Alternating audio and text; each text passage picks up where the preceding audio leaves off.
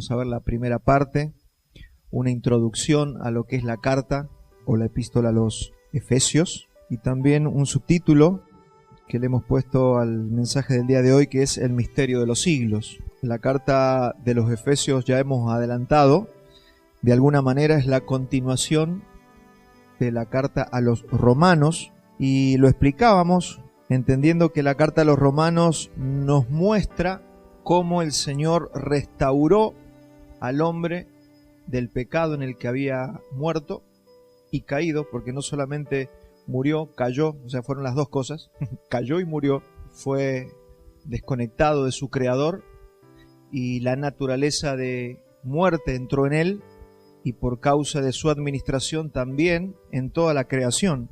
La carta a los Romanos nos muestra cómo Dios a través de Cristo restaura al hombre y le vuelve a dar lo que había perdido en el jardín del Edén por causa del pecado.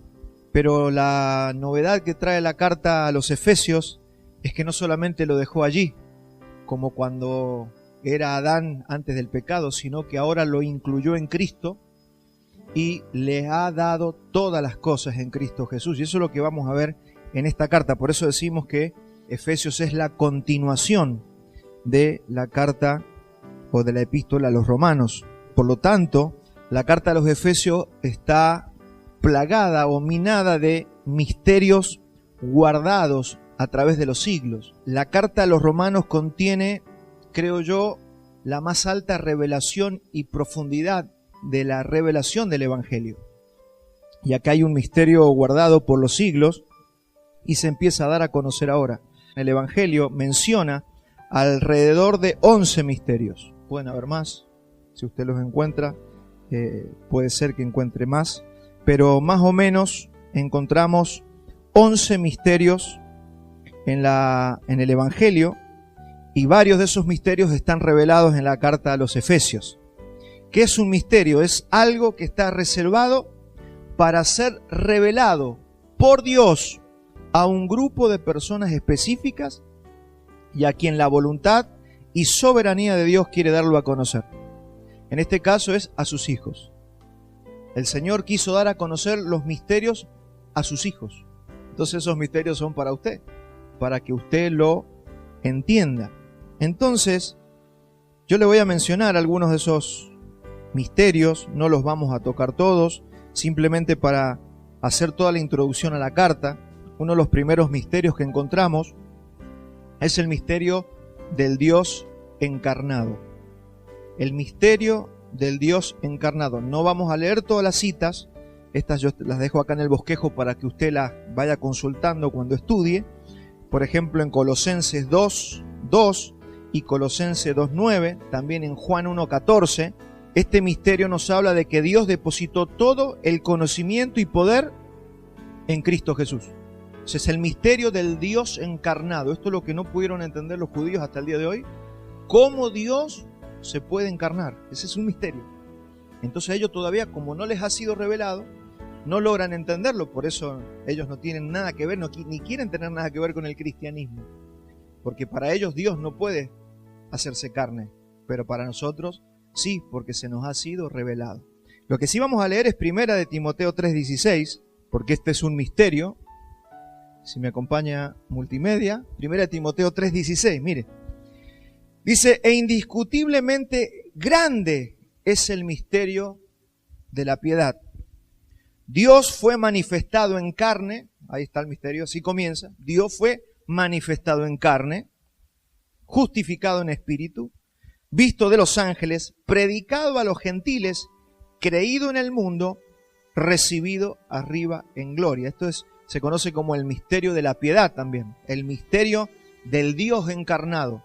Eso se nos ha revelado a nosotros. Solo los cristianos podemos entender, los verdaderos hijos de Dios. Se nos ha sido dado el entender que Dios se hizo hombre. Por eso es un tesoro, una perla que usted tiene que tener allí, porque a veces pensamos como que todo el mundo lo entiende. Y esto es solo para los hijos. Así que valore la palabra, valore lo que el Señor nos ha regalado. Estos son los misterios que son solo para los hijos. Otro misterio de los que vemos, el misterio de Cristo en vosotros. No solamente que Dios se hizo carne, sino que es un misterio que ese Dios ahora habita en nosotros. Esto es maravilloso, eso lo va a ver en Colosenses 1:26, tampoco lo tenemos, simplemente voy a mencionar las citas. Colosenses 1:26 al 29. Cristo en vosotros, Dios adentro de nosotros, o también como lo menciona la Escritura, tabernaculizó. Fíjese, el judaísmo festeja la fiesta de los tabernáculos. Ellos no saben, ellos hacen una cabañita en el patio de la casa una vez al año, celebran la fiesta, pasan todo el día o una semana ahí en las cabañas, y ahí ellos están celebrando algo que no lo entienden, pero le fue revelado a los hijos de Dios, que Dios ahora decidió habitar en hombres, y eso es un misterio, el misterio de Cristo en vosotros. Tercer misterio que vemos en el Evangelio, el misterio de la iniquidad. El misterio de la iniquidad nos habla de una maldad que va a venir sobre la tierra a niveles inimaginables en los días finales. Eso lo va a encontrar usted en 2 de Tesalonicenses 2, del 3 al 10. Fíjese si usted y yo estoy sorprendido con la maldad que estoy viendo en el mundo. La verdad que no podemos creer lo que se ve, cómo está reaccionando el hombre. Imagínense que esto va a ir empeorando con los años. Entonces el misterio de la iniquidad va a seguir. Esto va a seguir hasta que dice que se va a manifestar el hombre de pecado. Ese es el misterio de la iniquidad. Y aunque muchos pueden llamarnos conspiranoicos y todas las cosas que el mundo dice o se ríe de estas cosas, los tiene como mitología, a nosotros nos ha sido revelado el misterio de la iniquidad. Cuarto misterio que encontramos en el Evangelio, el misterio de Babilonia. Usted lo va a encontrar eso en Apocalipsis 17. ¿Y qué es lo que es ese misterio? Nos habla Apocalipsis del formato y del diseño del sistema del mundo, es decir, todo lo social, lo económico, lo político y lo religioso de este mundo. Es todo un sistema. Cuando usted ve la política, ve todo cómo está. Mira, ayer quisieron matar al presidente de los Estados Unidos. Cuando usted ve los líderes mundiales, las decisiones que toman, todo el sistema religioso, usted ve el Vaticano, es todo un sistema. Y a eso la Biblia le llama Babilonia. Es todo un sistema social, político, económico. Los hombres quieren resolver las cuestiones económicas, pero se ven limitados, llegan hasta cierto punto. Porque el hombre siempre va a caer en la trampa, porque Dios no le ha dado al hombre resolver. Es más, dice que Dios ha vuelto la sabiduría del hombre, la ha trastornado. El hombre no tiene la sabiduría para resolver las cuestiones de este mundo. Y todo tiene que ver con el corazón del hombre, porque en definitiva el problema es el hombre, no el sistema económico. Ningún sistema va a funcionar en un corazón que no esté redimido y que no esté sujeto a la voluntad de su creador. Es más, nosotros podemos tener buena economía, buena salud, pero por causa de que el corazón, si nuestro corazón no se somete, no se sujeta al Creador, todo lo que tenemos va a caer, va a sucumbir. Por eso es tan importante entender ese misterio, el misterio de Babilonia. Y dice, pueblo mío, no toquen a Babilonia, salgan de allí, salgan de Babilonia. Por eso están las figuras, ¿no? La Torre de Babel. ¿Qué es lo que pasó en la Torre de Babel? Confusión. ¿Qué hizo Dios con Babilonia? La confundió. Y nosotros, si estamos en un sistema como el sistema de este mundo, que Pablo nos dice en Romanos, no se adapten al presente sistema, vamos a ser confundidos. Por eso es que nosotros no tenemos que amar al mundo. Cuando un creyente, cuando una persona ama este sistema, va a ser confundido porque es Babilonia. Así que salga de allí, pueblo mío, dice el Señor. Eso está en Apocalipsis 17. Vamos a otro misterio, el misterio del rapto. Eso lo va a encontrar usted en 1 de Corintios 15, 51 al 54 y en 1 de Tesalonicenses 4, 17.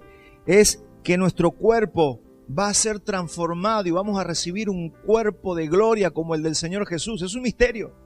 ¿Cuántos creen? ¿Cuántos lo han leído, lo han creído, lo están esperando? Dice que no todos van a morir, dice muchos vamos a ser transformados, no van a haber muerte porque el Señor se llevará a su iglesia. El misterio del rapto, del arpazo, como dice en griego, el arpazo, el Señor nos va a tomar, dice, y estaremos con el Señor para siempre.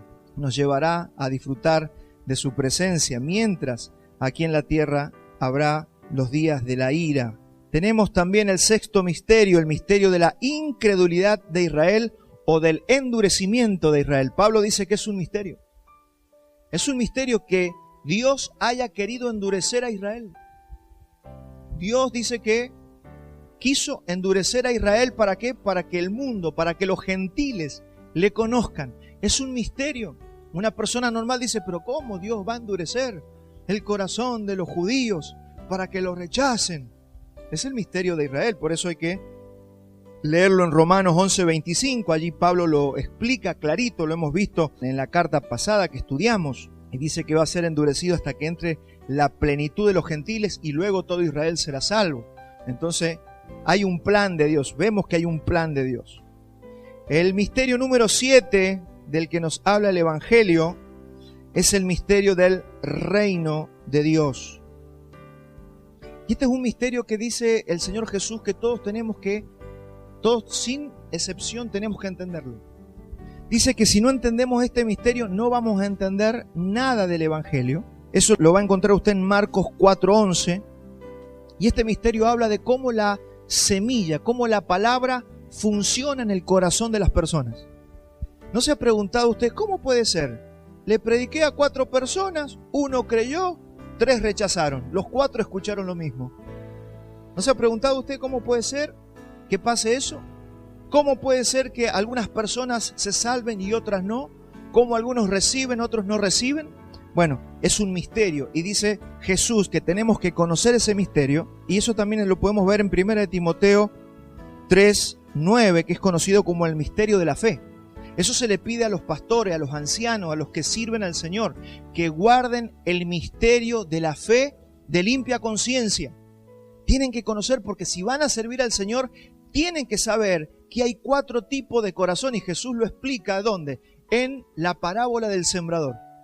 Allí te explica este misterio el Señor Jesucristo. Por ejemplo, nos habla de los de junto al camino. Dice que Satanás es el que se roba la semilla o la palabra que se sembró en algunos corazones.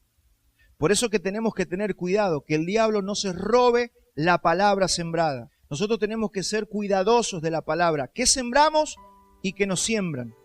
Comúnmente vamos a ser molestados cuando viene la palabra.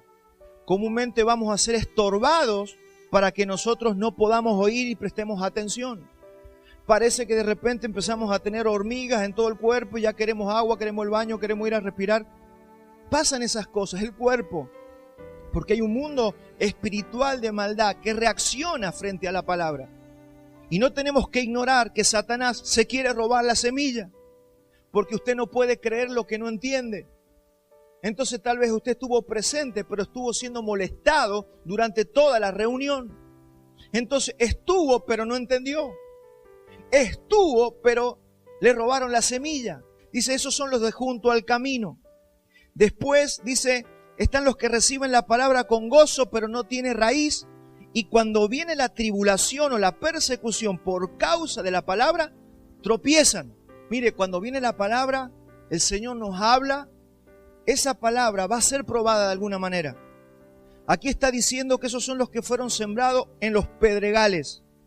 Porque a veces dice que esas personas reciben la palabra con gozo, les encantó la reunión, qué bueno lo que se dijo, qué bueno lo que se enseñó, pero después llegan a su casa y está la persecución. O está un marido, una esposa, un hijo, un vecino, alguien que te pelea, se arma la guerra, se arma la hecatombe, y todo lo que te sembraron se termina perdiendo. Fue palabra que no alcanzó a echar raíz. Y eso puede pasar. Es un misterio. Jesús dice, si entienden esto, ustedes van a entender la vida en Cristo. Porque esto se trata de sembrar y cosechar el fruto de la siembra. Y nosotros, ¿cómo trabajamos? Sembrando la palabra. Nosotros no damos conferencias. Nosotros no animamos a la gente. Nosotros sembramos la palabra de Dios. Y el Espíritu Santo está haciendo una obra, pero depende también del corazón de los que oyen y cómo reciben la palabra. Que el corazón no sea de piedra, que tenga raíz, que se alcance a recibir la palabra. Después tenemos la palabra que es sembrada entre espinos. Dice que se siembra la palabra, la oyen, pero los afanes y las riquezas ahogan la palabra de Dios. Empieza a haber problemas, ¿por qué? Por los afanes. Empieza a haber situaciones. Todo para que la palabra no llegue, todo para que la palabra termine entre los espinos. Gente que está más preocupada, puede estar recibiendo la reunión en la palabra, pero más preocupado por lo que va a cobrar, por si va a pagar las deudas, si va a poder hacer comprarse lo que quería comprar, o tiene problemas económicos, y todo eso le está trayendo problemas. Dice, ese es los que se siembran entre espinos. Me tomo el tiempo de explicarlo, porque esto tiene que ser conocido por toda la iglesia. Después dice que hay un cuarto tipo de tierra, un cuarto tipo de corazón, y son los que reciben la palabra y terminan dando fruto. Hay corazones que reciben la palabra y da fruto. Ese es el cuarto tipo de tierra. Y ahí es lo que te está diciendo, ustedes tienen que entender, porque así se desarrolla la vida de la fe. ¿Cuáles son los corazones en los que sembramos? ¿O cómo somos los corazones de los que recibimos la palabra? Porque esto se va a tratar toda la vida de cómo se siembra la palabra y se termina dando fruto. Y dice que solamente se va a dar fruto en la buena tierra. Es decir, en los que reciban la palabra, en los que no estén preocupados por las riquezas, en los que le den la prioridad a la palabra, en aquellos que no estén afanados por lo que van a comer y lo que van a beber, en aquellos que le dedican la vida a la palabra. Dice que estos dan fruto al 30, a 60 y al 100 por uno. Eso es buena tierra.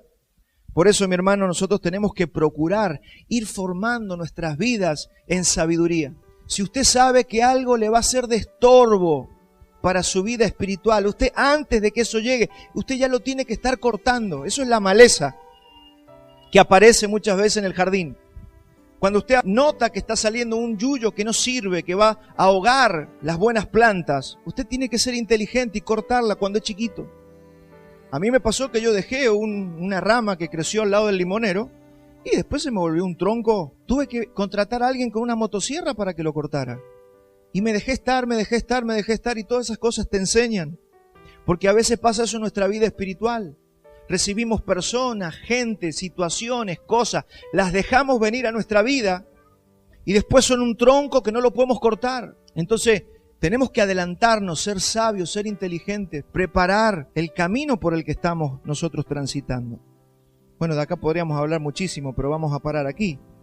Vamos al misterio número 8, que es el misterio de Cristo y su iglesia como la novia. Y de esto habla la carta a los Efesios. Este va a ser el tema principal de la carta a los Efesios. El misterio de Cristo y su iglesia como la novia, donde al hombre no solo se lo restauró, como le dije recién, sino que lo hace parte de su cuerpo y de su carne y lo suma a él mismo. Cristo nos sumó a él mismo. ¿Usted puede creer eso? Recuerde que el evangelio es por la fe. Si usted se sigue viendo fuera de Cristo, va a tener problemas. Crea al evangelio. Véase dentro de Cristo, créase dentro de Cristo, porque este es el misterio. ¿Para qué lo hizo? Para que seamos su esposa y nos casemos en las bodas del Cordero con el Señor. Es maravilloso saber que somos carne de su carne, hueso de sus huesos. Es un misterio que se nos ha revelado a nosotros. No solamente que Dios se hizo hombre, no solamente que ahora Él está en nosotros y nosotros en Él, sino que se nos revela que ahora se quiere casar con nosotros. Por eso siempre yo digo que el evangelio es la historia de amor más grande jamás contada. Si alguien hiciera una novela con esto, yo creo que tendría muchísimo éxito. ¿Por qué? Porque no hay historia de amor más grande que esto. Por eso el evangelio es tan apasionante. Y por eso es difícil creer que personas se aburran con el evangelio. Ahora, ¿cuándo yo no me aburro con el evangelio? Cuando empiezo a entenderlo. Cuando empiezo a preocuparme por conocer y entender las cosas que el Señor nos habla. Acá sí vamos a hablar de Efesios, vamos a leer Efesios 5:30. Acompáñeme. Efesios 5:30 dice, porque somos miembros de su cuerpo, y usted vaya creyendo cada una de estas palabras. Porque somos miembros de su cuerpo, de su carne y de sus huesos. Por esto dejará el hombre a su padre y a su madre y se unirá a su mujer y los dos serán una sola carne. Mire lo que dice ahora. Grande es este misterio. Si usted entiende este misterio, esto es un misterio que se retroalimenta con el matrimonio. Si usted puede entender a Cristo y la iglesia, va a entender el matrimonio. Si usted puede entender el matrimonio, usted va a entender a Cristo y la iglesia. Son dos misterios que se retroalimentan.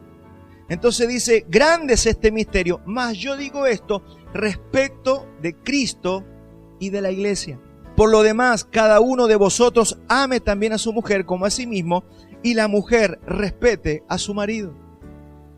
Hermanos, entender el matrimonio, si a usted le toca habitar el matrimonio, es una ayuda para poder entender este misterio del que Pablo está diciendo, grande es este misterio. Entender que Cristo y su iglesia somos uno, que somos parte de su cuerpo. Por eso de todo esto no habla Romanos, esto lo habla en la carta a los Efesios, porque nos está dando la parte que faltaba. Por eso usted tiene que ver esto como la continuación de todo lo que venimos viendo. Misterio número 9. El misterio de su voluntad. El misterio de su voluntad. Es decir, reunir todo en Cristo. Eso lo vamos a leer en Efesios 1:9. Dice, dándonos a conocer el misterio de su voluntad, según su beneplácito. La voluntad del Señor es un misterio. Dice que Él nos ha dado a conocer ese misterio según su beneplácito, porque a Él le plació. Eso es lo que está diciendo. Porque a Él le plació revelarnos su misterio, el cual se había propuesto en sí mismo. ¿Cuál es ese misterio? Reunir todas las cosas en Cristo. ¿Cuándo? En la dispensación del cumplimiento de los tiempos, así las que están en los cielos como las que están en la tierra. Es un misterio. ¿Qué quiere hacer Dios el Padre? Reunir todo en Cristo. Ese es el objetivo. Que todo esté en Cristo. Lo bueno es que usted ya está en Cristo. Ahora, todo lo que falta que se someta a Cristo tiene que venir a Cristo. Dios es soberano, sí. Él lo gobierna todo, sí. Pero dice Pablo, pero aún no vemos que todas las cosas se sometan a Cristo. Ya lo vamos a ver. Hoy no vemos que las naciones se sometan a Cristo. Ya lo vamos a ver.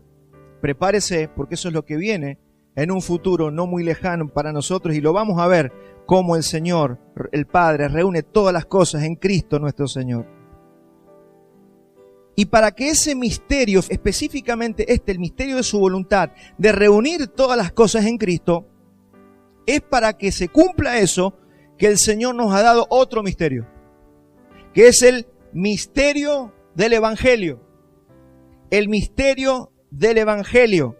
Es decir, todos los misterios anteriormente mencionados se unen para formar el misterio del Evangelio. Todo eso pertenece al Evangelio que predicamos. Entonces, este misterio del Evangelio es el que ahora se ha dado a conocer. ¿A quién? A todas las gentes. Por eso se nos mandó a predicar el Evangelio de Dios. El Evangelio de Dios, al predicarse, tiene un objetivo: que a las personas se les revele el misterio de Dios. Cuando usted va a predicar a una casa y usted le está hablando y esa persona ha sido llamada por Dios y esa persona recibe a Cristo, usted está viendo una persona que Dios ha elegido para revelarle todos los misterios. Dios te quiere revelar todos sus misterios. Porque a los hijos, se lo decía a los discípulos, porque a ellos no les es dado, pero a vosotros sí le es dado conocer los misterios del reino. Esto para que te vayas sanando, para que sepas que Dios te ama, que Dios ha decidido revelarte todos sus misterios porque somos sus hijos. Así que no necesitas un psicólogo, no necesitas que la gente te aplauda, solo necesitas creer que Dios te amó con amor eterno. ¿Sabe cuándo se sana nuestra alma? Cuando le creemos a Dios. No cuando le creemos a las personas, no cuando le creemos al psicólogo. Nosotros nos sanamos cuando le creemos al Evangelio. Creámosle al Señor. Él me amó y por eso me está revelando. Mire, con solamente usted revisarse, ¿usted está entendiendo lo que yo predico hoy? Entonces, usted es uno de los llamados. Porque si no, usted estaría, no, eso es una locura, yo no entiendo nada. Que puede pasar con el nuevito, pero hermano, si usted ya tiene más de un añito en el Señor, usted ya tiene que estar percibiendo los misterios, se van revelando. Y eso es una gloria para nosotros. ¿Cómo sabemos que el Señor quiere revelar este misterio a muchas personas? Vamos a Romanos 16, 25 al 27. Dice, y al que puede confirmaros según mi evangelio, ahí la palabra confirmaros es afirmarnos, el que los puede afirmar según mi evangelio y la predicación de Jesucristo. ¿Ve que usted necesita la predicación de Jesucristo para estar afirmado en la fe? Según la revelación del misterio que se ha mantenido oculto desde tiempos eternos, pero que ha sido manifestado, ¿cuándo? Ahora. Y que por las escrituras de los profetas, según el mandamiento del Dios eterno, se ha dado a conocer a todas las gentes para que obedezcan a la fe. Es decir, Dios no se quiso guardar todos los misterios. Dice que Él ha mandado a predicar el Evangelio para que muchos le conozcan.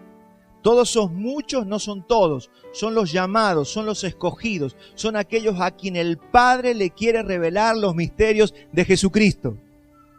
Porque Él decidió poner todo en Jesucristo. Así que si te revela Cristo, se te empiezan a revelar todos los misterios que están en Cristo. Y se lo ha dado a conocer a todas las gentes para que obedezcan a la fe. Al único y sabio Dios sea gloria mediante Jesucristo para siempre. Amén. Entonces la carta a los Efesios comprende varios de estos misterios mencionados. Es la carta más profunda y revelacional de toda la Biblia. Y dentro del misterio de reunir todas las cosas en Cristo se encuentra el misterio de Cristo y su iglesia como la novia, que va a ser uno de los temas principales que vamos a tocar en esta carta. El misterio de reunir todas las cosas en Cristo comprende todos los demás misterios. El misterio del Evangelio es el que divulga cada misterio de Dios para que sea revelado a aquellos que han sido llamados. Y Pablo va a decir que para lograr eso, en sus escogidos, Cristo ha elegido un grupo de personas para que sean su esposa, la cual es su iglesia, y para ello Él los ha bendecido primeramente. Estamos viendo cómo empieza la carta, pero así comienza la carta. Los ha bendecido, los ha escogido, a esas personas las ha escogido para que fuesen, dice, sin mancha. Y también dice que los ha predestinado para ser adoptados y hechos hijos de Dios. Cada palabrita de esa podríamos tocar 2 domingos. Así que la profundidad que tiene cada una de estas palabras. Y vamos a ir despacito mientras el Señor nos vaya abriendo los ojos y permitiendo ver qué cosas hay que hablar de cada carta, de cada palabra, de cada versículo y de cada pasaje. Entonces, 3 cosas que vimos. Que estas personas que han sido elegidas por el Señor para que se les revele el misterio del Evangelio, han sido bendecidos, han sido escogidos para que fuesen sin mancha y han sido predestinados para ser adoptados hijos de Dios. Todo eso es para usted. Ser adoptados hijos de Dios. Entonces, en este primer capítulo vamos a ver 4 puntos. 4 puntos. Recuerde que estamos haciendo una introducción, es un panorama de la carta. Vamos a ver 4 puntos. Primero vamos a ver un panorama de quiénes eran los efesios. Segundo, vamos a hablar de la naturaleza de la bendición. Tercero, vamos a hablar de cómo son los escogidos en Cristo para ser santos. Y cuarto, vamos a ver los predestinados por Dios para ser hechos hijos de Él. Hoy seguramente vamos a ver los 2 primeros. Un panorama de quiénes eran los efesios y vamos a tratar de ver lo que es la naturaleza de la bendición. Vamos a comenzar con un panorama. Aquí vamos a ver un poquito de arqueología, geografía, varias cositas porque nos va a introducir a la carta y cada vez que usted va a estudiar una carta tiene que entender el contexto, tiene que tener un panorama de la carta, cómo era todo. Entonces, ¿qué era Éfeso? Éfeso es una ciudad de la Turquía actual y ahí tenemos un mapa que nos va a ayudar a ubicarnos. Allí donde está el pin rojo, esa parte es Turquía. Entonces Éfeso es una ciudad de la Turquía actual, hoy no se llama Éfeso, hoy se llama Silkuk, es una parte, una región que ha pasado por varias manos. Primero hace muchos años estuvo bajo los jónicos, que eran griegos, después pasó a manos persas, como todas las regiones que usted ve en la Biblia, iba pasando según el imperio que conquistaba. Después pasó a la mano de los griegos, después a la mano de los romanos. En el año 262 lo tomaron los godos, que eran los pueblos germanos, que hoy conocemos como Alemania, toda esa zona. Fue asediada por los árabes y a partir del siglo IX le pertenece a Turquía, que es lo que conocemos hoy como Turquía. Pero ahí hay una ciudad muy chiquitita, cerca del mar, que se llamaba Éfeso y hoy se llama Selkuk. En el tiempo de Pablo y en el tiempo del Imperio Romano, era una de las ciudades más importantes del Imperio Romano. Habitaba en ella un grupo importante de judíos que tenían una sinagoga allí. Usted recuerde que en un momento los judíos fueron perseguidos y bueno, formaron comunidades en muchas ciudades. Y ahí se formó una comunidad de judíos que habían escapado de las persecuciones del imperio o de otras situaciones. Era una ciudad muy comercial, era una ciudad muy importante. A veces pensamos que no, pero era una ciudad muy importante, muy comercial, donde convergían muchas culturas. Por esa causa es que la ciudad tenía muchos dioses, porque venían viajantes de muchos lugares, de muchas regiones, instalaban sus dioses allí. Y como el Imperio Romano no tenía problema con la religión, el Imperio Romano te conquistaba y te decía, usted tenga la religión que quiera mientras pague los impuestos. Esa era la política de Roma. Entonces ahí venían de todos lados y cada uno ponía sus dioses. Eso había pasado allí en Éfeso. Pero había, de todas las deidades, había una que sobresalía y era conocida como Diana de los Efesios. Eso, si usted ha leído el libro de los Hechos respecto a lo que pasó con esa deidad, Diana de los Efesios. Todo comenzó cuando Pablo, en su segundo viaje, iba camino a Jerusalén, hizo una breve visita en Éfeso y predicó en una sinagoga. Se metió en una sinagoga de judíos. ¿Y qué hizo Pablo allí? Predicó de Jesucristo. Cuenta el libro de los Hechos que hubieron algunas idas y venidas, pero siempre había gente que creía. Y ahí se formó una comunidad de cristianos, de judíos convertidos a Cristo. Y dice el libro de los Hechos que Pablo dejó a Aquila y a Priscila en esa ciudad para que ellos prosiguieran con la obra.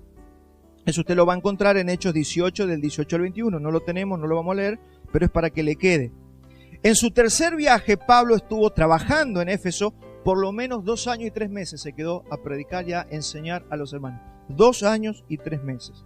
Y dice el Evangelio, como vamos a leer a continuación, que Pablo hacía grandes milagros de sanidad en esa ciudad y en toda Asia, por supuesto, y mucha gente comenzó a creer en Jesucristo. Vamos a leer Hechos 19:11. Hechos 19:11 dice, y hacía Dios milagros extraordinarios por la mano de Pablo, de tal manera que aún se llevaban a los enfermos los paños o delantales de su cuerpo, y las enfermedades se iban de ellos, y los espíritus malos salían. Acuérdense que esto fue el mandato a los apóstoles. Vayan, resuciten muertos, echen fuera demonios, sanen enfermos. Se le dio el mandato a los apóstoles a hacer esto, y eso era lo que Pablo estaba haciendo. Hechos 19:17, y esto fue notorio a todos los que habitaban en Éfeso, así judíos como griegos, y tuvieron temor todos ellos, y era magnificado el nombre del Señor Jesús. Mire lo que estaba pasando en esta ciudad. Y muchos de los que habían creído venían confesando y dando cuenta de sus hechos. Esto tiene que pasar cuando una persona cree en Jesucristo. Venían confesando sus pecados y dando cuenta de sus hechos. Por eso esto es muy importante, que los cristianos, no quiero usar la palabra ser desconfiados, pero tenemos que discernir. No todo el que se dice cristiano es cristiano. No todo el que está en una iglesia es un cristiano, hijo de Dios, nacido de nuevo. Fíjese las evidencias. Dice que venían a él confesando sus pecados y dando cuenta de sus hechos. Asimismo, muchos de los que habían practicado la magia trajeron los libros y los quemaron delante de todos, y hecha la cuenta de su precio, hallaron que eran 50,000 piezas de plata. Una de las cosas que vivimos cuando los primeros días que nos convertimos, hacia allá por el año 96, era que yo, los jóvenes que se venían convirtiendo, veníamos con cajas llenas de CD.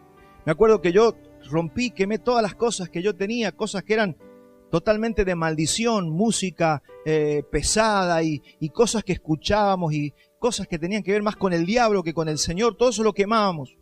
Si teníamos libros, cosas obscenas, todo eso se quemaba. Y yo me acuerdo ya haber empezado a trabajar con los jóvenes y venían, me acuerdo jóvenes que venían de tocar metal, rock pesado, y venían con las cajas llenas de CD de AC/DC, de Metallica y todo eso, y quemábamos todo. Y se convertían a Cristo y dejaban el mundo. Hermano, tiene que haber una muestra de que hemos creído al Señor. No puede ser que digamos que ahora somos cristianos y seguimos con las cosas viejas. Yo andaba buscando en mi casa qué quemar. Me decía mi vieja, me va a quemar todo. Pero yo quería quemar todas las cosas que me representaban la vieja vida o que tenían que ver con el diablo o con las cosas del pecado. No está mal. Y dice que acá la gente se convertía y traía los libros de magia, cosas que no sirven, usted las tiene que sacar de su vida. Oh, ¿eso tiene algún poder? No sé. Lo único que sé es que muestra que usted ha creído en el Señor Jesucristo. Y está bien no tener cosas inmundas en nuestra casa. Y no importa lo caro que sea lo que tienes que quemar. Hay gente, no, porque eso es carísimo, no vas a quemar. Habían cuadros que una familia, me acuerdo, había comprado, había ido a África y había tenido unos cuadros con unas cosas negras. No, eso nos salió carísimo en el viaje. Queme todo. Son cosas que eran de los rituales, de las cosas, de las culturas africanas. Queme todo, no se quede con esas cosas en su casa. Pastor, se está poniendo en blanco y negro. No, tiene que ver, está en la Biblia. Los que se convertían al Señor quemaban todo lo que tenía que ver con el pecado, con las cosas que no le gustan al Señor. Pasa que esto, ¿por qué? Siempre pasa el otro extremo. Aparecen los religiosos, que eso es el diablo, eso todo es el diablo. Entonces se cometen excesos, soy consciente de eso. Pero mi hermano, no está mal que usted se deshaga de todas las cosas que lo hacen recordar la vieja vida. Amén. Y así crecía y prevalecía poderosamente la palabra del Señor. Tiene que haber evidencia. Pero la predicación del Evangelio empezó a afectar también el negocio de la ciudad. Y esto para que usted tome ejemplo de cómo puede cambiar nuestro país, cómo puede cambiar nuestra región, cómo puede cambiar Mendoza si es que queremos que nuestra Mendoza cambie, o si queremos cambiar algo en los días en que vivimos. ¿Puede cambiar? Claro que sí. Hay países que han cambiado, regiones, ciudades, barrios, casas, familias que han cambiado. Depende de si la iglesia predica el Evangelio o no. Y dice que aquí comenzó también a afectarse el negocio de la religión, ya que Pablo decía que no eran dioses los que se hacían con las manos. ¿Qué pasaba? Ahí estaba Diana de los Efesios. Y tenía un templo de Diana de los Efesios que enseguida lo vamos a ver. Y dice que la gente que hacía templitos chiquititos y los vendían, porque era la diosa de la protección, de las cosechas, de la casa y de la fertilidad. Entonces le vendían eso a la gente, templitos de plata, para que la gente los comprara como amuleto y se sintieran protegidos por la diosa Diana. Entonces cuando Pablo empieza a predicar el Evangelio, mucha gente deja todo eso, quemaban los libros de magia, dejaban las religiones paganas, se pasaban a Cristo y dejaban de alimentar el comercio de la religión. Entonces eso empezó a mover la economía. ¿Usted quiere que alguien se enoje con usted? Tóquele la economía. Fíjese lo que está pasando en la Argentina. Toque las cosas económicas y va a haber problemas por todos lados, porque la gente tiene su negocio preparado y armado. Viene a desestabilizarlo todo. Y eso pasó en la región y sobre todo ahí en Éfeso. Y había un gran comercio con un platero llamado Demetrio, dice la Biblia. Un tal Demetrio. Y ahí le voy a pedir a Multimedia que ponga la primera imagen para que usted vea cómo era Diana de los Efesios. Esa era la diosa Diana y se hacían templecillos de esa diosa. Y Diana era la diosa romana de la protección, la casa y las cosechas y de la fertilidad. Por eso usted la va a ver con muchos pechos. Todos esos son los pechos que hacen referencia a la fertilidad. Era una diosa muy poderosa, no es una de tantos. Es una de las grandes diosas del paganismo y ya vamos a ver que hasta el día de hoy la vemos en todo el mundo. Y los templecillos eran vendidos con la promesa, como le dije recién, de cuidar a las personas. Hay una que sigue, ese era el templo. Eso era más grande que el Partenón, o sea, era tremendo lo que era el templo de esta diosa. Y según la mitología griega, era hija de Zeus y hermana gemela de Apolos. Y ahí tengo una foto, esa es la única columna que queda de todas esas columnas que usted vio. Eso es lo único que queda del templo. Es más, hasta el día de hoy están tratando de construir el templo de Diana. Pero fíjese, cuando Dios destruye algo, el hombre, por más que se rompa, no lo puede construir. Los judíos quieren construir el tercer templo, no pueden porque Dios lo mandó destruir. El Señor mandó destruir este templo y mire, por más que se ha puesto de acuerdo el gobierno, un montón de organizaciones, no pueden construir el templo de Diana. Cuando Dios desata una palabra de maldición sobre algo, hermanos, no hay nada que lo pueda revertir. Recuerde que Dios es el que maldice y Dios es el que bendice. Así que llévese bien con el Señor. Sigo con Hechos 19:25. Mire, vamos a leerlo un poquito para tener todo este panorama de la carta a los Efesios. Hechos 19:25 dice: a los cuales, reunidos con los obreros del mismo oficio, este platero que hacía los templitos, dijo: varones, sabéis que de este oficio obtenemos nuestra riqueza. Pero veis y oís que este Pablo, no solamente en Éfeso, sino en casi toda Asia, ha apartado a muchas gentes con persuasión, diciendo que no son dioses los que se hacen con las manos. Y no solamente hay peligro de que nuestro negocio, fíjese cuál era el problema, el negocio, no era tampoco que amaban tanto a Diana, era el negocio el problema, de que nuestro negocio venga a desacreditarse, sino que también el templo de la gran diosa Diana sea estimado en nada, y comienza a ser destruida la majestad de aquella a quien venera toda Asia y el mundo entero. No tenemos tiempo hoy de hablar de por qué dice esto, pero es la misma deidad que nosotros vemos en todo el mundo. Hoy acá la conocemos como la Virgen María, no la Virgen María verdadera, sino a la deidad que se adora el catolicismo. Desciende de esta mujer. En todo el mundo está con diferente nombre, pero eso es un tema para otro momento. Entonces dice, cuando oyeron estas cosas, se llenaron de ira las personas y empezaron a gritar, grande es Diana de los Efesios. Vamos a Hechos 19:35. Entonces el escribano, cuando había apaciguado a la multitud, dijo, varones efesios, ¿y quién es el hombre que no sabe que la ciudad de los Efesios es guardiana del templo de la gran diosa Diana y de la imagen venida de Júpiter? Eso está en la Biblia, la imagen venida de Júpiter.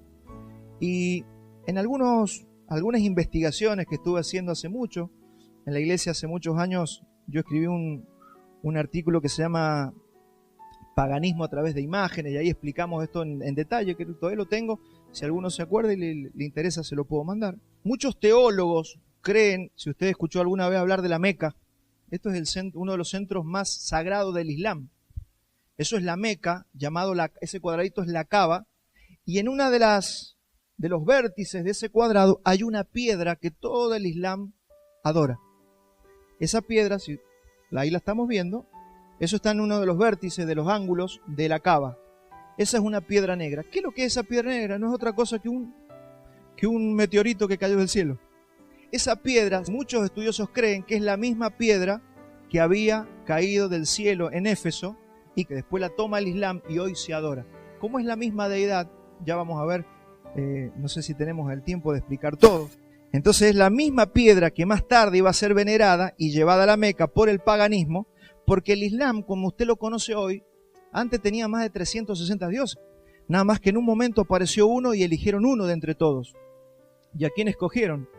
A Alá, a la que antes era Al-Ilá, y Al-Ilá viene de Diana de los Efesios. Entonces es la misma deidad, es el mismo diablo, no hay que romperse la cabeza con esto. Todo lo que los gentiles sacrifican a los demonios y al diablo lo sacrifican, así que no hay que andar investigando tanto en eso, simplemente que este mundo adora a Satanás de muchas maneras. Pablo dejó la ciudad después del gran motín provocado por Demetrio, no antes sin haber plantado la semilla del Evangelio y haber visto mucho fruto en esa ciudad.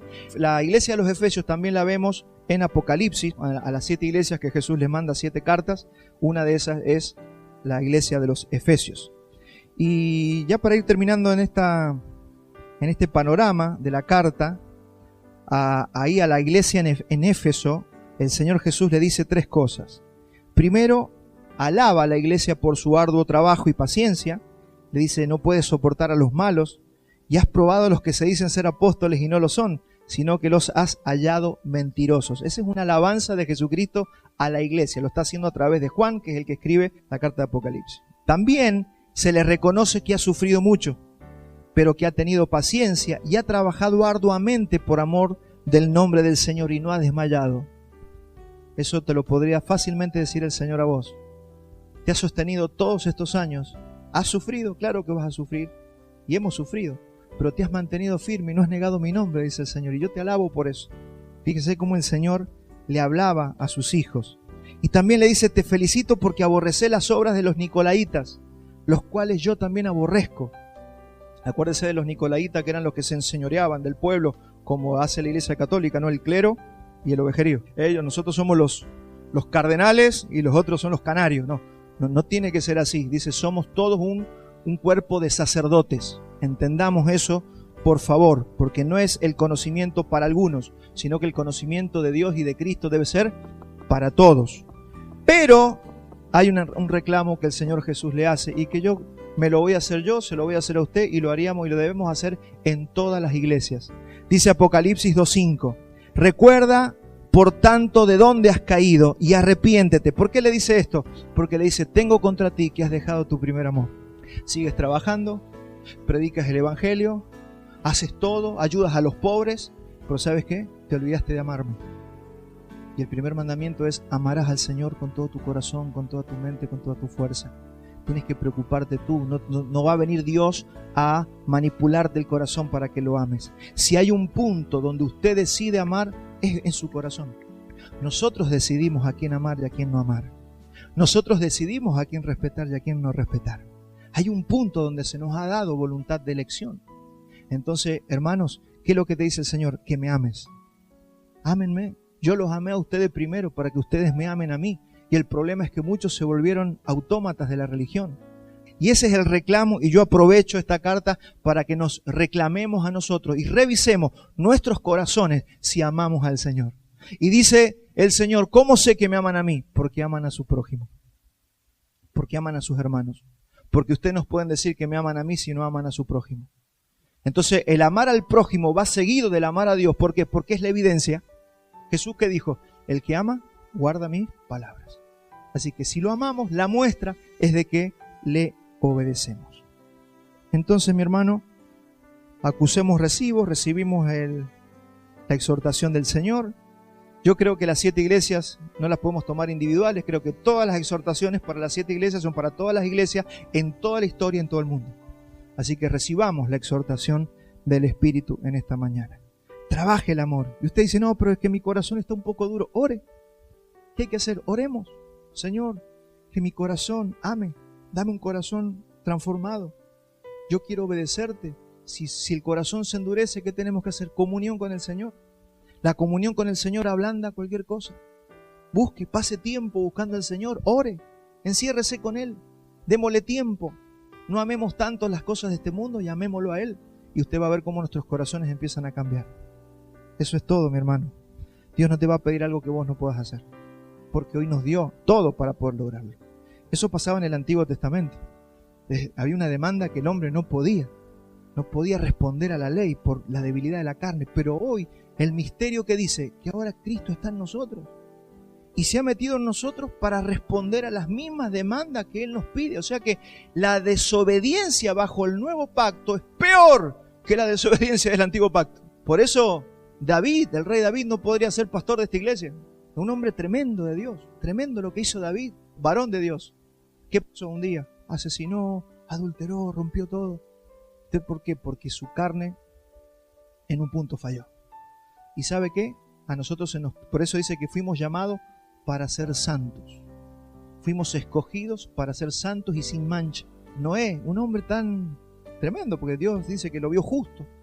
Planta la viña, se emborracha, se desnuda. ¿Se da cuenta? Lo que pasaba en el Antiguo Testamento, hoy nosotros tenemos, por eso este misterio es tan grande. Esto es para hacer el contraste con el misterio que se nos está revelando con cómo era el hombre anteriormente. Esta es la gracia que nosotros tenemos que entender. Entonces, no importa las experiencias que hayas tenido, no importa si actualmente estás haciendo muchas cosas para el Señor, y no importa tampoco las capacidades que el Señor te ha dado o los dones que el Señor te ha dado. Usted tiene que procurar mantenerse en amor y en comunión con el Señor todos los días. Y si usted tiene que renunciar a cosas para tener tiempo para Dios, hágalo. Porque el problema es que algunos no quieren renunciar a nada. No, el Señor es todo. Y si algo se interpone entre el Señor y yo, corte con todo lo que le quite tiempo para Dios. Créame que eso sería muy sabio. Entonces, a esta iglesia es a la que Pablo le escribe la carta a los Efesios, y que es la que vamos a estudiar a partir de este domingo. Y ahora sí, vamos a Efesios 1:1. Vamos a comenzar luego de esta introducción y de este panorama con la carta propiamente dicha. Vamos a empezar por Efesios 1:1. Dice: Pablo, apóstol de Jesucristo, por la voluntad de Dios, a los santos y fieles en Cristo Jesús que están en Éfeso. Fíjese que está dirigida a los santos. Estos no son los santos del catolicismo. Usted es un santo. Entiéndase, santidad como gente apartada para un propósito. A los santos que están en Éfeso, que fueron apartados, pero no somos perfectos. Claro que todavía te falta perfeccionamiento, pero es que para eso fuiste apartado. Vamos a luchar con muchas cosas. Tampoco las tenemos que aceptar definitivamente. Sepa que va a haber una lucha permanente en nuestra vida, pero hemos sido apartados con el fin de perfeccionamiento en Cristo Jesús. Fieles en Cristo Jesús. ¿A quién le escribe? A los fieles. ¿A quién se le da revelación? A los fieles. O sea, Dios ve a los fieles y a esa gente les empieza a revelar cosas. Muestre fidelidad en algo. Diga, ¿en qué me falta fidelidad? ¿En qué puedo ser fiel? Sea fiel. Y el Señor va a pensar en usted en cuanto a revelación. El Señor quiere revelarnos sus misterios. Y dice a los que están en Éfeso, gracia y paz a vosotros de Dios nuestro Padre y del Señor Jesucristo. Bendito sea el Dios y Padre de nuestro Señor Jesucristo, que nos bendijo, y ese va a ser el primer punto que vamos a tocar en lo que resta de la mañana, que nos bendijo con toda bendición espiritual en los lugares celestiales en Cristo. Según nos escogió, entender que somos escogidos en Él antes de la fundación del mundo para que fuésemos santos y sin mancha delante de Él. Fíjese, ¿para qué fuimos escogidos? Para ser santos y sin mancha. Fuimos escogidos para eso, para dejar todo lo que sea pecado, todo lo que sea pecaminoso y podamos consagrarnos. ¿Para qué? Para que Cristo se forme en nosotros, para que como hemos sido entrenados ya, podamos vivir para la gloria de Dios. Ese es el propósito de Dios para tu vida. Usted quiere tener un norte claro en su vida, sepa que Dios lo llamó y la llamó para ser santo y sin mancha. Es decir, para purificarse cada día de todo lo que ofende la santidad de Dios. Y después dice el 5, en amor, habiéndonos predestinado. Y ahí vamos a meternos en la doctrina de la predestinación. Cada 2 palabritas ya te tira algo que vamos a tener que trabajar. Habiéndonos predestinado para ser adoptados hijos suyos. ¿Cuántos saben que fueron adoptados hijos? Usted es un hijo de Dios. Fue adoptado por Dios. Y ni siquiera es como el concepto que tenemos acá en la tierra de adopción. No. Esto es mucho más profundo que el ir a un lugar donde se adoptan niños. Acá es un concepto de filiación. Por eso también te dice que somos carne de su carne, hueso de sus huesos, lavados por su sangre y hemos sido hechos unos en Él. Así que no es que usted, bueno, ahí lo arrimaron. Usted no es un arrimado de Dios.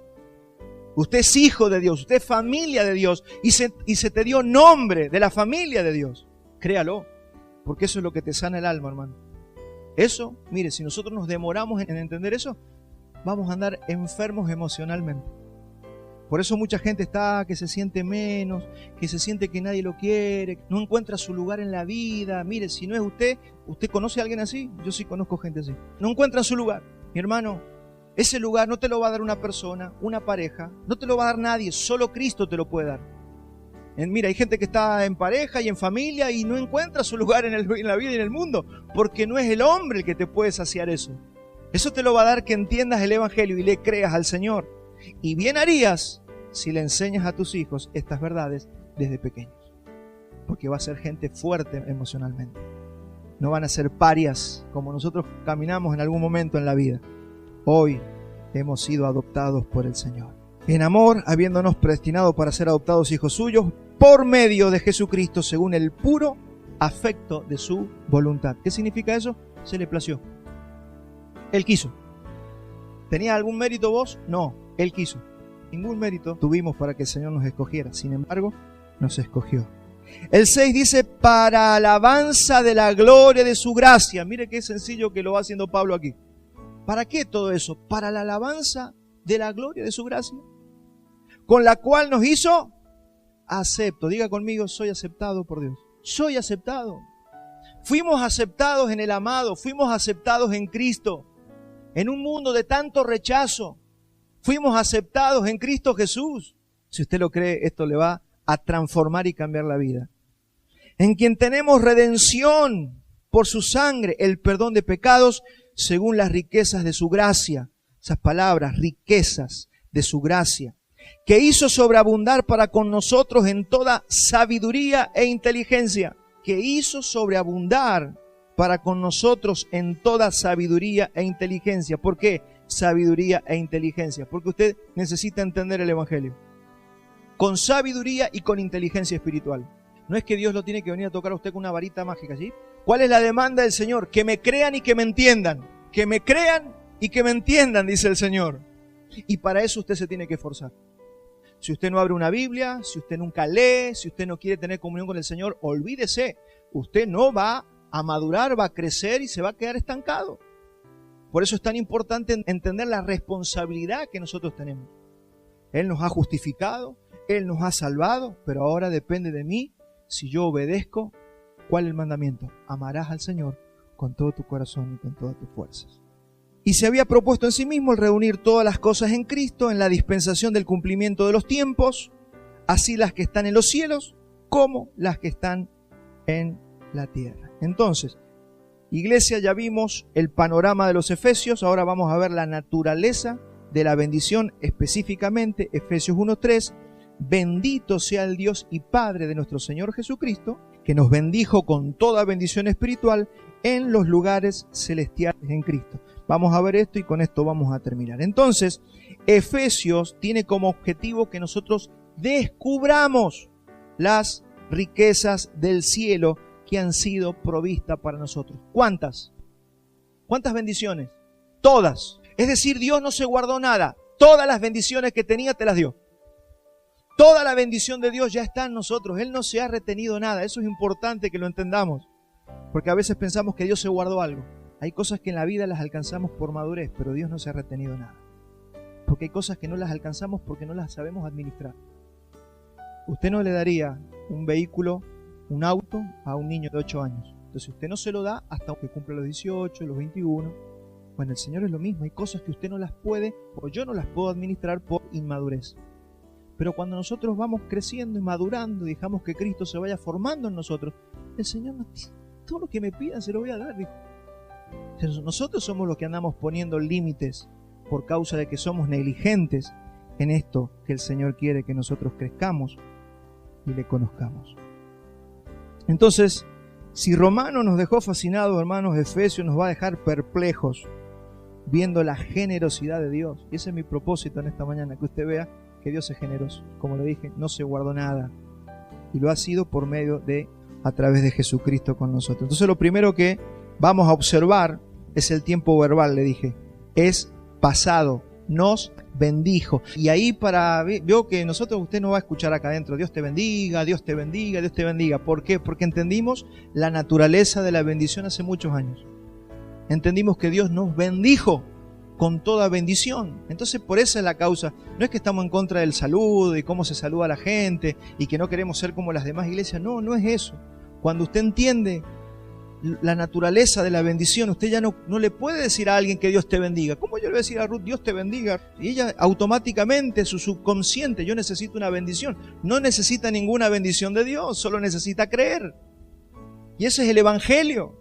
La bendición de Dios es una cuestión que ya hemos recibido. Nos bendijo tiempo pasado. Y las palabras claves en esta carta son varias. Gracia, gloria, herencia. Estas son las palabras que más se repiten en esta carta. Riquezas, plenitud, llenura. Y todas esas están envueltas en Cristo. En Cristo. Los seres humanos solamente podemos vivir una vida victoriosa solamente cuando entendemos el evangelio, recibimos a Cristo y podemos entender y creer que ya nos dieron todas las cosas en Cristo Jesús. Lamentablemente los cristianos han usado la palabra bendición para describir situaciones. Hay gente que habla de bendición como el trabajo. Dios me bendijo con el trabajo, o lo baja a cosas económicas, familiares, o de comodidad, o de éxito. ¡Qué bendición! Te recibiste. Te dieron el título. ¡Qué bendición! Y pensamos que eso es bendición. Hermanos, eso no es bendición.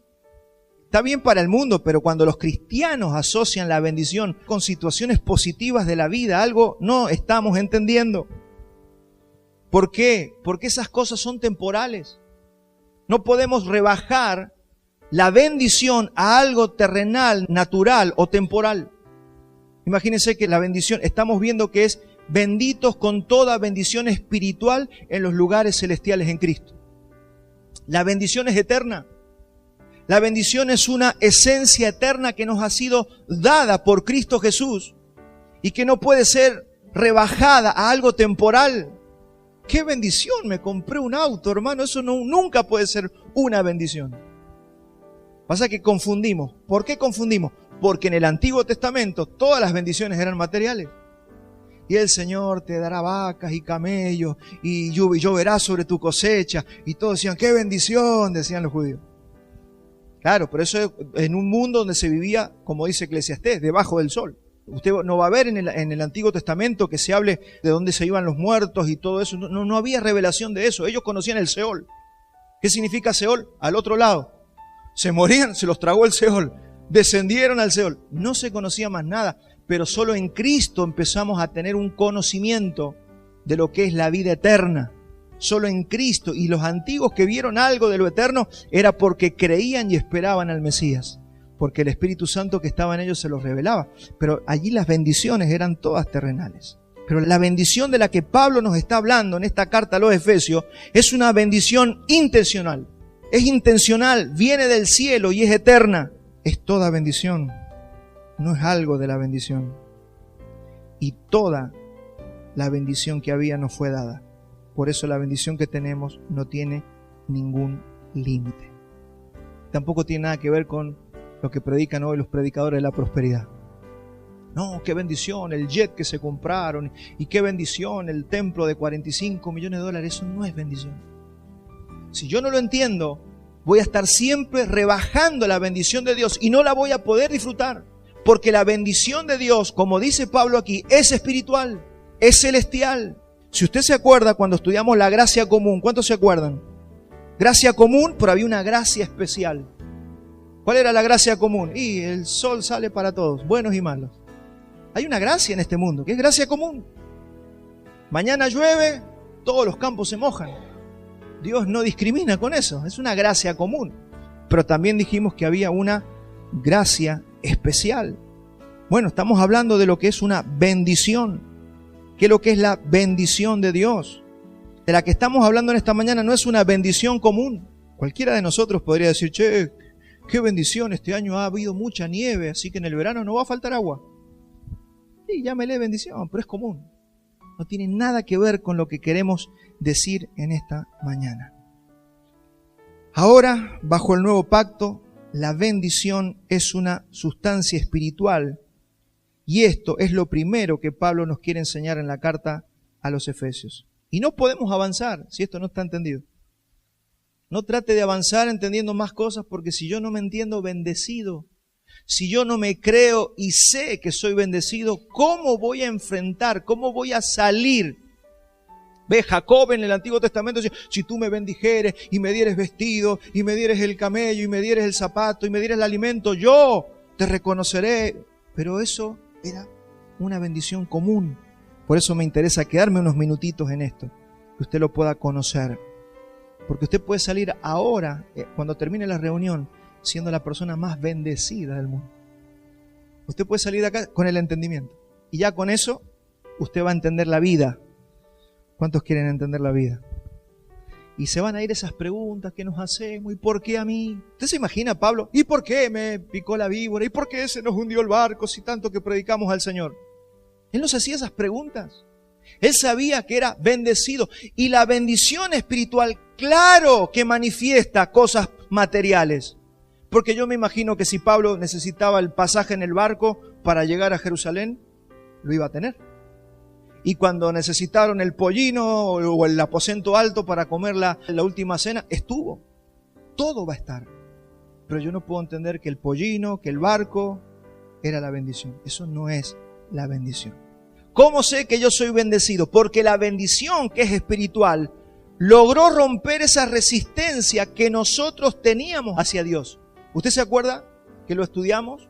Que el hombre no puede buscar a Dios, excepto que Dios lo llame. Entonces, ¿cómo somos nosotros? Resistimos a Dios. El ser humano no quiere saber nada con Dios, pero es una bendición que Él haya roto esa resistencia y haya llegado hacia mi espíritu. Eso es una bendición. Efesios 2:1 dice, y Él os dio vida a vosotros cuando estabais muertos en vuestros delitos y en vuestros pecados. Estabas muerto, estábamos muertos. O alguien le preguntó a Lázaro, Lázaro, ¿quieres que te resucite? No, vino Jesús y le dijo, Lázaro, sal fuera. O sea, no le preguntaron a Lázaro porque Lázaro no podía responder. Lo mismo con nosotros.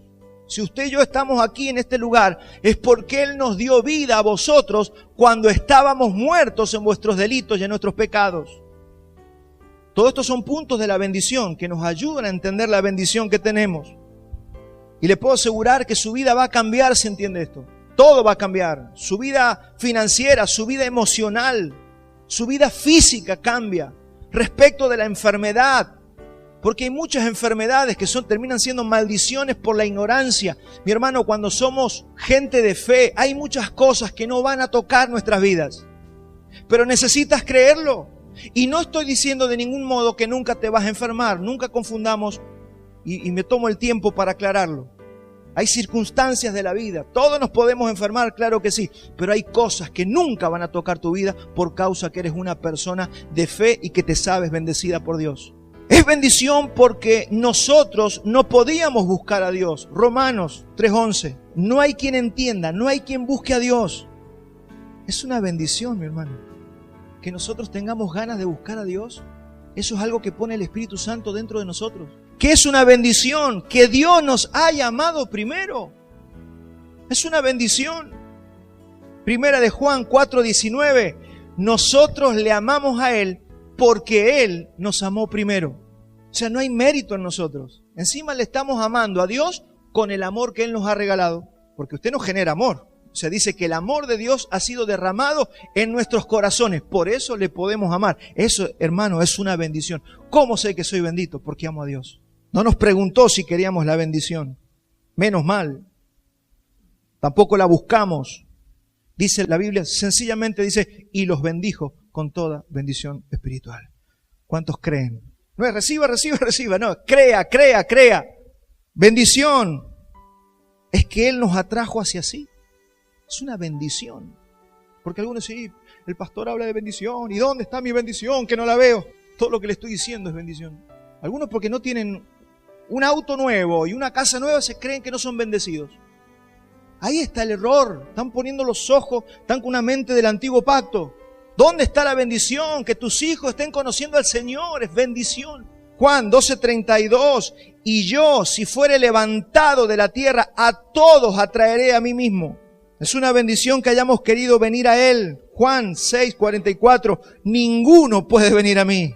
Vuelvo a repetir, ninguno puede venir a mí si el Padre que me envió no le trajere, y yo le resucitaré en el día postrero. Es una bendición saber que usted va a vivir eternamente y luego de esta vida vamos a resucitar de entre los muertos, y si es el día que nos encuentra la venida del Señor, seremos transformados y seremos semejante a Él. Esa es nuestra esperanza. El Señor te atrajo y te ha dado todas las cosas. Bendiciones que hayamos recibido la naturaleza divina y podamos ahora alcanzar la estatura del varón perfecto, cosa que los antiguos no podían hacer. Efesios 4:13. Hasta que todos lleguemos a la unidad de la fe y al conocimiento del Hijo de Dios, a un varón perfecto, a la medida de la estatura de la plenitud de Cristo. Esa es nuestra gloria.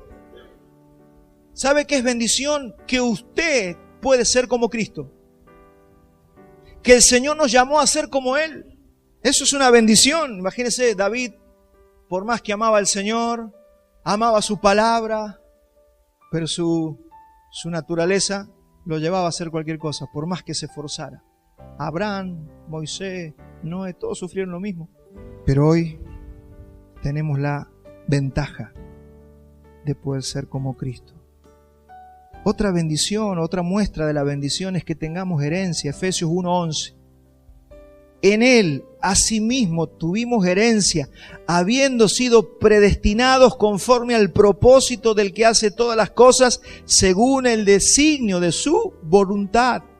No solamente que nos amó, no solamente que ahora estamos en Él, no solamente que Él está dentro nuestro, no solamente que nos ha dado todas las cosas y nos ha bendecido, sino que ahora, mi hermano, hemos sido llamados para hacer todas las cosas según el designio de su voluntad. Se nos ha dado el poder.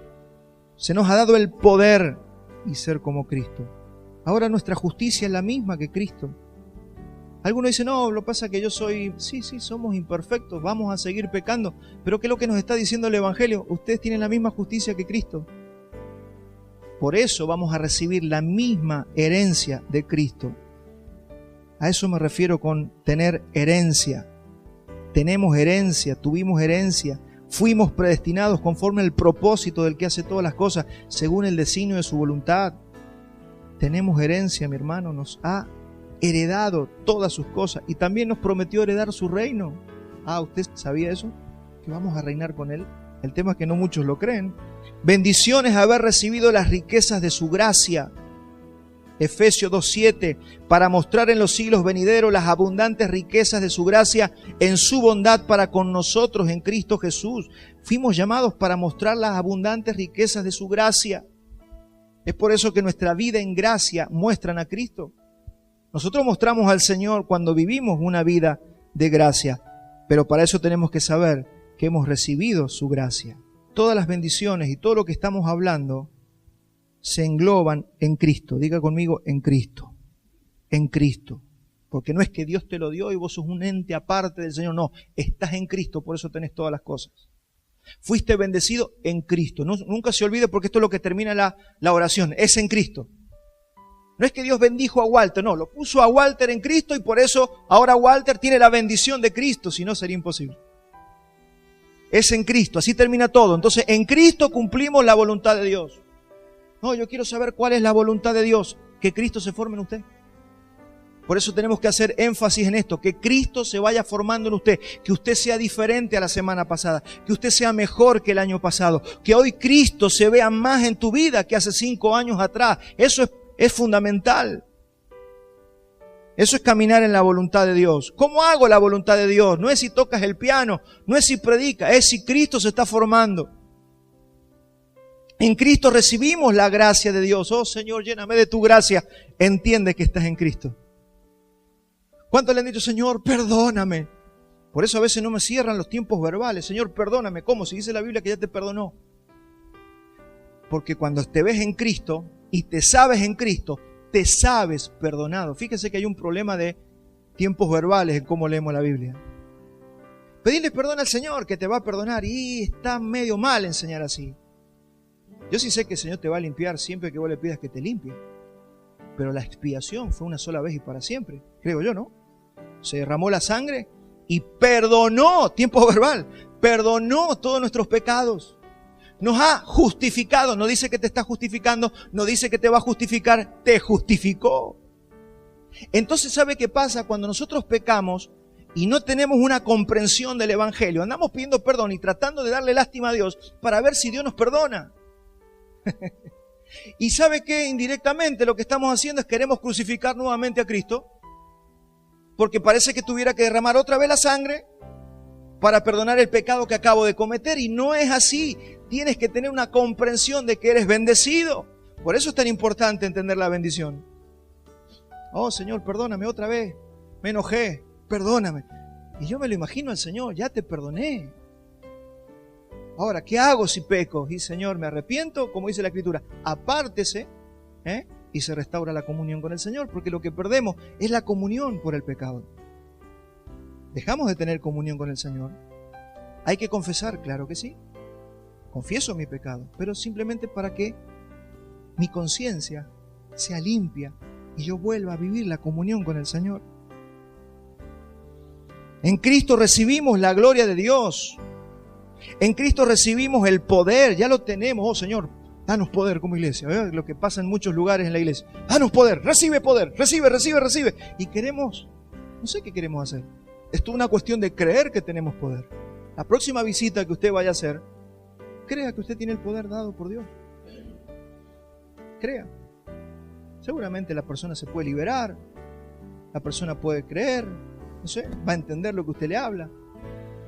Pero crea, porque es el poder que el Señor nos ha dado. Y recibiréis poder cuando haya venido sobre vosotros el Espíritu Santo. ¿Cuántos recibieron el Espíritu Santo aquí? Entonces el poder ya lo tiene. ¿Por qué nos inventamos doctrinas raras? Oh Señor, danos poder. No, tenemos que ver que algo no estamos entendiendo del Evangelio. Hay que destrabarlo con entender, nada más. En Cristo cumplimos la ley, eso lo vimos también en Romanos. Ya cumplimos la ley. ¿Cómo? En Cristo. ¿Quién cumplió la ley? Cristo. ¿Estás en Cristo? Ya cumpliste la ley. Cristo es santo. ¿Usted está en Cristo? Entonces es santo. Todo lo que es Él, lo soy yo. La pregunta es si lo crees. ¿Qué decían los profetas? Señor, ¿quién creerá nuestro anuncio? Porque a la gente le cuesta creer esto. Salimos de acá y ya creemos que nos merecemos un palo por la cabeza porque pecamos. Tenemos un pensamiento equivocado. Nadie te condena, mi hermano. Nadie te condena. Cometiste errores en la vida. Todos los cometimos. El tema es que la gente no le cree a Cristo. Él ya pagó por tus pecados. Claro, yo entiendo que la religión hizo su negocio, quiere manipular a la gente, pero mi hermano, el Evangelio dice que Él ya murió una sola vez y para siempre y perdonó todos nuestros pecados hace 2000 años en la cruz del Calvario. Hoy, ¿qué es lo que hay que hacer? Arrepiéntete, confiesa y apártate. Usted va a ver cómo la bendición se empieza a manifestar de a poquito, porque es una cuestión de empezar a entender el Evangelio. En Cristo producimos las obras de Dios. Jesús por algo dijo, y mayores cosas que las que yo hice, ustedes también van a hacer. ¿Por qué? Porque si estamos en Cristo, vamos a ver obras, que son las obras que Él preparó de antemano para que nosotros anduviésemos en ellas. ¿Dónde se traban nuestras obras? Mire, hacer las obras del Señor son cosas que te van a traer gozo a la vida. Hay gente que no está bien en su vida, ¿sabe por qué? Porque no está haciendo las obras que el Señor les llamó a hacer. Y si usted está distraído en la vida con que no, yo estoy pensando que quiero recibirme de abogado y quiero, está bien, no estoy diciendo que no hay que estudiar, no estoy diciendo que no hay que hacer cosas. Lo que te estoy diciendo es que más vale que entiendas esto primero. Que Dios te llamó para buenas obras, te predestinó, eso lo vamos a ver más adelante, nos predestinó para hacer buenas obras. ¿Cuáles son esas buenas obras? Las que Él preparó de antemano, desde antes de la fundación del mundo. Y una de las que nos mandó es, vayan y anuncien el Evangelio. ¿Y dónde voy, pastor? Y tiene 8.000 millones de personas en el mundo para predicar el Evangelio. El problema es que todos querían predicar dentro de la iglesia. No, solamente algunos fueron llamados como ancianos, como maestros, como pastores para predicar el Evangelio, pero se nos mandó al mundo. Vayan, prediquen el Evangelio, hagan las obras que el Señor les llamó a hacer y ustedes se van a sentir plenos, dice el Señor. Por eso, a medida que Cristo se va formando en tu vida, se te van revelando todos los misterios. Y empezamos a entender todas las cosas. Y entendemos el mundo. Y entendemos lo que nos pasaba. Y ahora entiendo por qué me perseguían. Y por qué no me querían. Y por qué me rechazaron. Muchos de ustedes los rechazaron. ¿Saben por qué? Porque las tinieblas ya sabían que Dios los había llamado. Sintieron el olorcito. Jesús todavía no estaba en el pesebre y ya lo estaban buscando para matarlo. Sabían. Se sospechan cosas. Las tinieblas así, medio que perciben algo. La pregunta es, ¿por qué nos bendijo en los lugares celestiales en Cristo? No es en la iglesia, no es en tu casa, no es cuando estás orando. Te bendijo con toda bendición en los lugares celestiales en Cristo. Y para entender esto vamos a Efesios 2:5. Dice, aún estando vosotros muertos en pecado, nos dio vida juntamente con Cristo, por gracia sois salvos, y juntamente con Él nos resucitó, y asimismo nos hizo sentar en los lugares celestiales con Cristo Jesús. Tiempo pasado, ya nos sentó, es una posición que tenemos. Es una posición espiritual que usted tiene. ¿Cuántos pueden creer que están sentados con Cristo en los lugares celestiales? El problema es que nosotros nos vemos en la tierra. Nosotros nos vemos trabajando, nos vemos aquí con el sufrimiento y con las cosas. Ahora, si has creído en Cristo, si has sido justificado, el Señor te ha sentado, te ha dado una posición. A ver, el presidente de la nación, ¿qué cambió? Nada, se le dio una posición. El intendente se le dio una posición. Y automáticamente las cosas cambian. No nos creemos estas cosas. No nos creemos sentados en los lugares celestiales. No nos creemos que todas las bendiciones nos han sido dadas. ¿Y eso qué trae como consecuencia? Que no se manifiesten las cosas en nuestra vida. Porque en el Evangelio todo es para fe y funciona por fe. Entonces, si usted puede creer que está sentado en los lugares celestiales, usted va a empezar a ver las respuestas o las consecuencias de creer. ¿Qué entiendo yo por ser bendecido? La palabra bendecido se puede traducir como hemos sido equipados. Eso es la bendición, ser equipado para todo lo que yo necesito. Bendición es equipamiento. ¿Se acuerdan en el jardín del Edén cuando dice, y los bendijo Dios y les dijo, fructificad, multiplicad, señoread, sojuzgad la tierra, llenadla toda? ¿Por qué los mandó a hacer eso? Porque los capacitó para hacerlo. Entonces, bendición es estar capacitado para todo lo que se me demanda. Pero ¿cómo es esto que tenemos que ser como Cristo? ¿Fuiste capacitado para ser como Cristo? ¿Qué se te dio? El Espíritu Santo. Entonces usted sí puede ser como Cristo, usted puede amar como Cristo, usted puede comportarse como Cristo, usted puede vivir la santidad que es en Cristo Jesús. Claro que sí, todo es en Cristo, todo es en Cristo. Y si usted entiende esto, entonces a usted y a mí nos va a ir bien en la tierra. Presta atención, no estoy diciendo que no va a tener circunstancias, a usted le va a ir bien. Y no es que no vayamos a pasar por cosas o sufrimientos o angustias, pero nos va a ir bien. Dice la Escritura, yo sé que al justo le irá bien. Yo sé lo que le pasó a Job, pero a Job le fue bien. Yo sé lo que le pasó a Abraham, pero le terminó yendo bien. Así que no importa las circunstancias de la vida, si usted ha creído y si usted ha sido bendecido por el Señor, todas las cosas, dice, nos van a ayudar a bien. Amén. Bien, vamos a terminar aquí.